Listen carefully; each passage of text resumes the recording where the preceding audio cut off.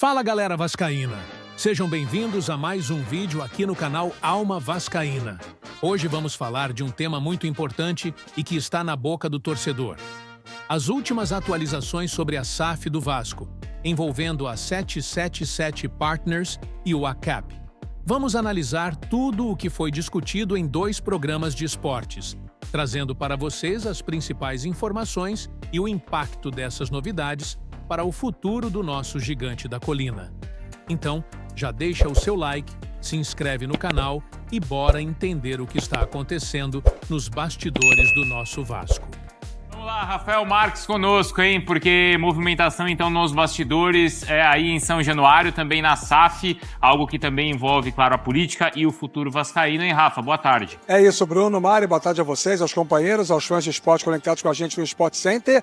O Vasco não joga tão cedo, só no meio da semana que vem contra o São Paulo no Morumbi pelo Campeonato Brasileiro, depois tem o jogo da volta contra o Atlético Mineiro pela Copa do Brasil, valendo vaga na final da competição, mas o extracampo ganha novamente o protagonismo desde que ontem o site norueguês Josemar Futebol, que deu praticamente todas as informações relevantes sobre a 77 desde sempre, trouxe a notícia de que a imprensa americana está realmente decretando falência, incluindo a venda de bens importantes, imóveis, iates e tudo mais. Isso respinga diretamente nos clubes com os quais ela mantinha contrato, embora ela própria já tenha declarado o afastamento dessas vinculações com algumas agremiações, não só o Vasco, mas outros clubes do mundo inteiro, exatamente por problemas econômicos. Importante pontuar para o fã de esporte, em especial o torcedor vascaíno, que diferentemente do que acontecia nos tempos em que a relação era direta entre o Vasco associativo e os 2 acionistas majoritários da 777, atualmente a relação entre o clube e a ACAP, que foi seguradora que assumiu o comando da 777, é um ótimo relacionamento. Os 2 lados estão caminhando juntos em 2 processos que caminham em paralelo. Um deles, a ação na justiça que o Vasco Associativo moveu contra a 77 em função de quebra contratual. Alguns dispositivos previstos no contrato entre as 2 partes não foram cumpridos pela empresa americana e o Vasco moveu uma ação. Ação essa que inclusive permitiu a liminar que devolveu o Vasco o comando no futebol. Essa ação está em vigor e ela expira no final do mês de outubro. A tendência natural, como as 2 partes jogam agora do mesmo lado, é que esta situação seja prorrogada por mais algum tempo. Além disso, segundo a própria minuta do contrato, a empresa, o órgão escolhido para fazer a arbitragem dos problemas técnicos operacionais entre o Vasco e a 777 foi a FGV, a Fundação Getúlio Vargas. E, em paralelo a essa ação na Justiça, também corria um processo na FGV para a devolução definitiva do futebol para o comando do Clube de Regatas Vasco da Gama. Esta arbitragem também está suspensa. O medo da ACAP, a seguradora que assumiu a 777, é que a justiça determine que a empresa americana não tenha mais direito a receber absolutamente nada, o que significaria o prejuízo absoluto de todos os valores que já foram abortados, não só no pagamento de dívidas, como também na montagem do elenco do Vasco, principalmente em 2023.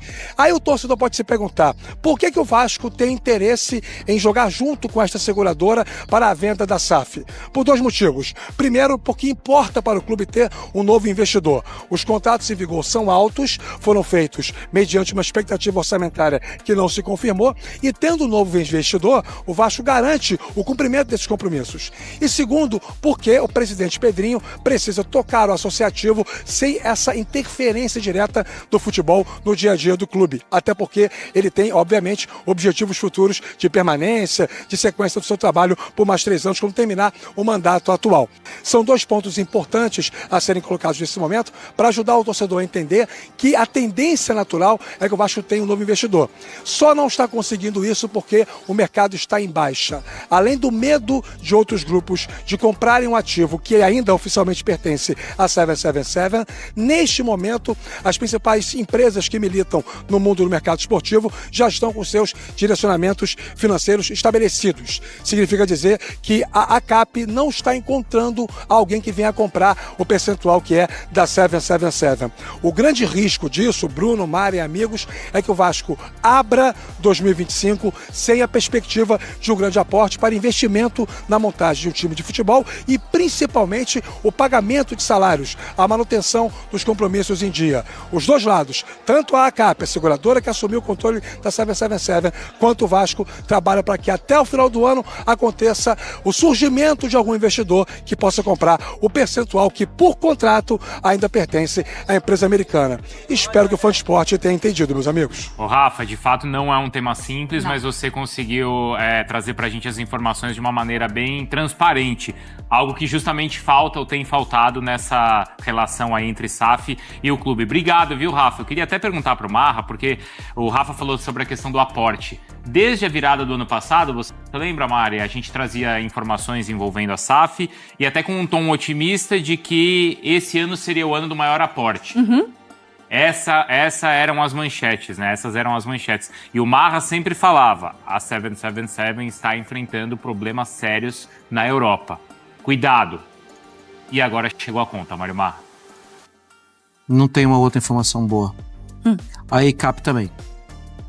A seguradora. Que é agora considerada parceira do Vasco nos processos. Em Londres. Bom, vamos lá. Essa história é muito longa. Sei por causa do Everton. O Everton foi sondado, cortejado pela 777.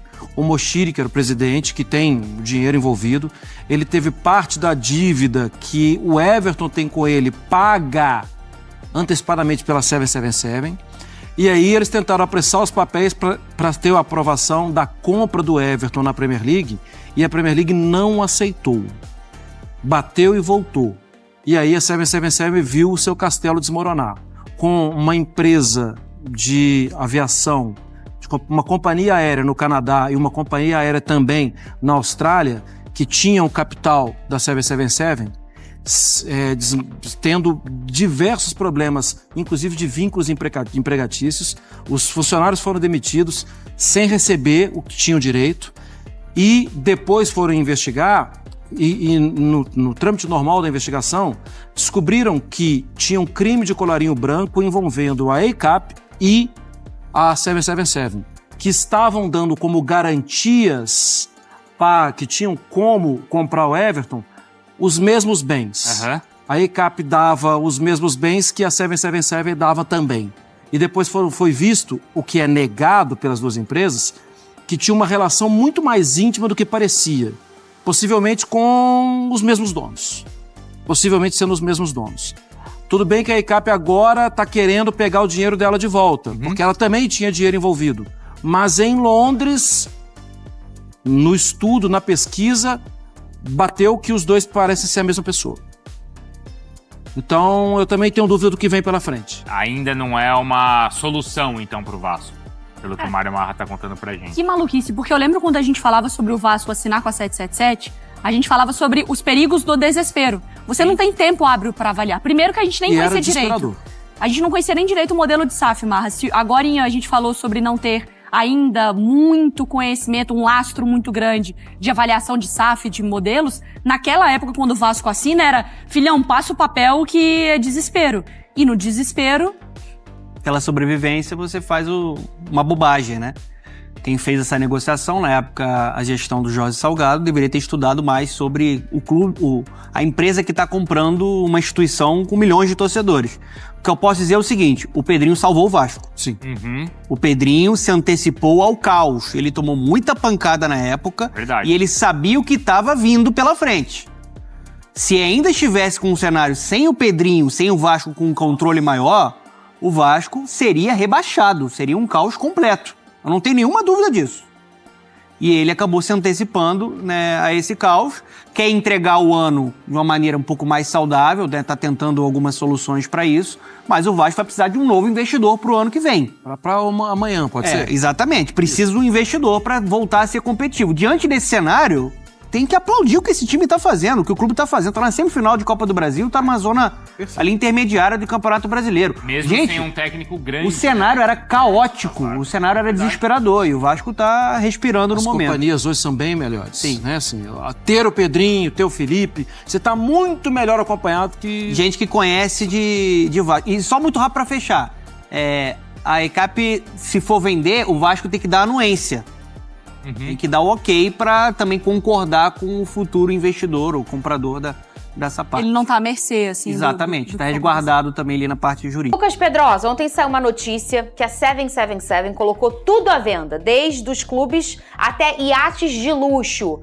Como é essa situação? Na verdade, o que eu tenho que explicar pro torcedor 777 não existe mais, tá, gente? Não existe mais. Ela foi esfarelada. É uma empresa que tá à beira da falência e que ela foi controlada, ela é controlada hoje em dia pela ACAP, que é uma empresa que emprestou muito dinheiro a 777 quando essa empresa ainda existia, e aí agora ela é a controladora. Ou seja, o que a ACAP fez nesse momento? Ela deu um recado ao mercado. Meus clubes estão à venda, meus ativos estão à venda e a gente quer negociar. Só que tem o seguinte... A ECAP não pode vender nenhum tipo de porcentagem do Vasco da Gama sem a anuência da diretoria vascaína. Isso protege o Vasco para que nenhuma negociação esdrúxula seja feita. E o Vasco e a ECAP têm uma boa relação. Inclusive, eles estão buscando juntos um novo investidor que possa comprar essas ações e também possa se comprometer a continuar investindo. O problema é que tem um fundo inglês, Leaderhall, que é o nome desse fundo inglês, que ainda cobra da ECAP também por ter emprestado dinheiro a 777, ter recebido garantias infundadas e nesse momento corre um processo também na justiça americana entre a Leaderhall e também a ACAP para saber quem vai ficar com o espólio ou não. Mas no momento, a ACAP ainda pode negociar junto com o Vasco da Gama. Então hoje, apesar desse anúncio parecer ser meio drástico, na verdade é só um recado ao mercado. Nós estamos à venda. Nós queremos vender nossos clubes. O Red Star, por exemplo, da França... O Vasco é um potencial de venda? Com certeza, é um ativo, ele faz parte do grupo. Então a ACAP, que é a empresa que hoje controla a 777, que já não existe mais, quem existe é a ACAP. Ela quer vender o Vasco da Gama. Só que ela não pode vender o Vasco da Gama sem a anuência da diretoria vascaína e do Pedrinho, que está acompanhando essa situação. É isso, galera. A situação da SAF do Vasco segue se desenrolando e tanto a 777 Partners quanto o ACAP têm papéis fundamentais nesse processo. Como vimos nos programas analisados, ainda há muito para acontecer. Mas nós, como torcedores, seguimos de olho e torcendo para que tudo seja feito visando o melhor para o nosso gigante da colina. Fique ligado aqui no Alma Vascaína para mais atualizações e análises detalhadas sobre o Vasco e tudo o que envolve o nosso clube. Não esquece de deixar o like, compartilhar o vídeo e comentar aqui embaixo o que você acha dessas últimas notícias. Valeu, até a próxima e saudações vascaínas!